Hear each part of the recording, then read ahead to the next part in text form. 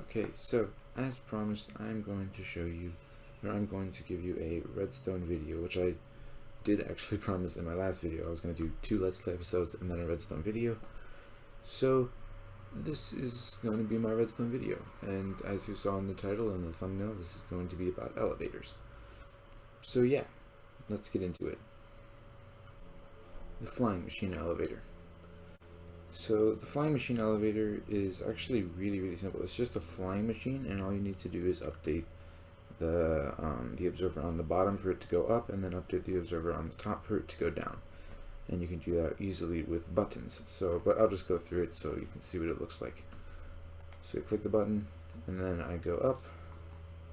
It is only 1 block wide, although the nice thing about this elevator is that it is only 1 block wide, which means it is tileable, so you can have multiple of them side by side, and then you can have a much wider elevator, which is really nice. And then going down, hit this button, you go down like so, and then it stops at the bottom floor. The only problem with this elevator is that, well, I guess it's actually the same with all my elevators, but with all my elevators you only can travel from one floor to another, not to multiple floors. So just to explain how this works quick, the button up top powers this redstone, which powers this block, which powers this piston, which pushes this block underneath this observer, which then sets off the flying machine. The flying machine is the elevator, so it pushes itself up along with the elevator wherever you're standing in it, and it pushes itself up and hits this obsidian and then stops. Now this button powers this redstone line, which then powers this piston, which updates this top observer and sends the whole thing back downwards, with you in it, of course. So it's actually really simple. Let's see if I can get it from the side. So I click the button. There's the elevator going up. And then hit this button. Oop, there's the elevator going down. So it's actually really simple and really easy to build. So, well, maybe not easy to build, but yeah, it is very simple. On to the next elevator. The Honeyblock water elevator. So this elevator is different than the average elevator. But see, the thing about this elevator is that with Honeyblock, they're not a full block. So with this water stream right here, it actually pokes out a little bit right here, and as you can see, I'm flowing down the waterfall right now. This is me down the Honeyblock. This is down the waterfall, or the water column, or whatever. And so if you change the block underneath the water column into soul sand using this pulse extender, then you can go up by just standing in this corner here. Wait for it, and I'm going up with the bubbles from this. And as you can see, the bubbles are there, and it just switched back though. And then to get down, of course, just slide along the Honeyblocks on the edges here. So it's actually really simple. The button pushes this sticky piston down with the redstone block and powers this pulse extender for however long the button is down, and that turns off this torch, which unpowers the sticky piston, pulling this soul sand block underneath the water, and then that gives you that upward momentum, and that sends you up flying. And you can extend this pulse extender to make it to go however high you want to on this thing, because this thing is extendable upwards, of course.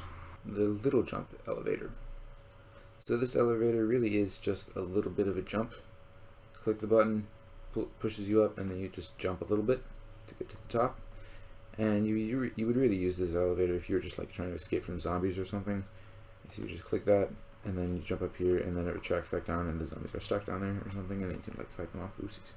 And it's also really simple. So what you have is when you click this button, I don't know if you saw that, but it pushes this down and then powers this block here, which then powers this thing, or it powers this sticky piston here, which pushes this piston up, and then this piston is powered by that button, and it pushes itself up.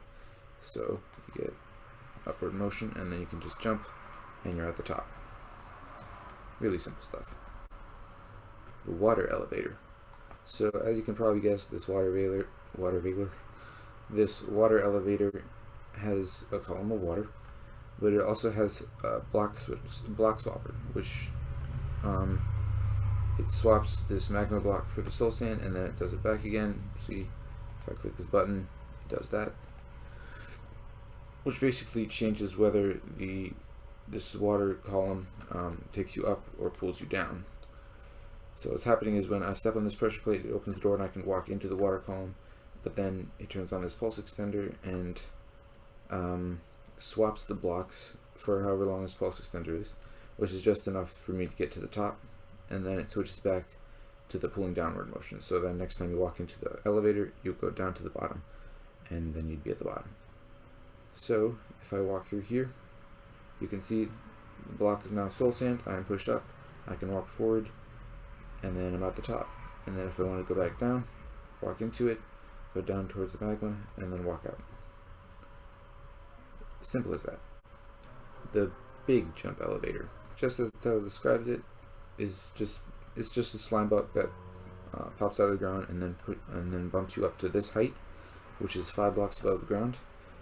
But what's different about this one, I was like, well, here, let me just go into it. And it pops you up, and then you're up at the top. And then when you want to come back down, well, I guess you'll just have to take some fall damage for that. Or you could find like a water block or something, I don't know. But as you can see, there are a lot of pistons in here. It's really hard to explain what's going on, but basically, so this block is being pulled back. The slime block is pushed up, which launches you into the sky, but then when it comes back down, it pulls these 3 blocks with it. I mean, this one, and this one. And so then when it pulls down these 3 around it, push those blocks back up into position, and then this block here is pushed back into place. Although, another problem with this one is that it goes twice before pushing that block back into place, which might not make sense, but just watch. Pulls down, and then pulls down, and then the block's put back. I don't know how to change that. If you guys study this really closely and then try and make a different one of your own and succeed, post the links in the comment section down below, because I would love to see that. But yeah, that's it for this redstone video. I hope you liked it. If you did like it, leave a like down below. If you loved it, subscribe. But yeah, so that's it for this redstone video. Hope to see you next time. Please subscribe and enjoy the rest of your day. See ya.